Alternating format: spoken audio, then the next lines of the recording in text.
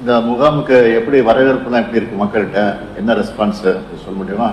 அதிக அளவில் வரவேற்பு வந்திருக்கு ஐயா. உதாரணத்துக்கு ஒரு முகாமுக்கு சராசரியா 918 மனுக்கள் வந்திருக்கு. இது வரைக்கும் நடந்த முகாம்ல எல்லாம் ஆர்வமா வந்து மனுக்களை கொடுக்குறாங்க ஐயா. வர்றவங்களுக்கு எல்லாம் கம்ஃபர்டபுளா வாட்டர் வசதி, டாய்லெட் வசதி பண்ணி கொடுக்குறீங்களா?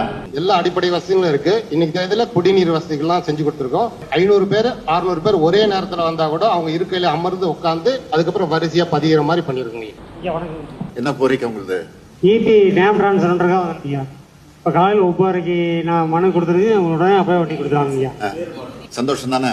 சந்தோஷம் ஐயா. சரி சரி ஐயா வணக்கம் ஐயா. சரியா சரி. பொதுமக்களுக்கு எந்த கவுண்டருக்கு போகணும் பிரார்த்தனை பண்ணி வச்சிருக்கீங்களா?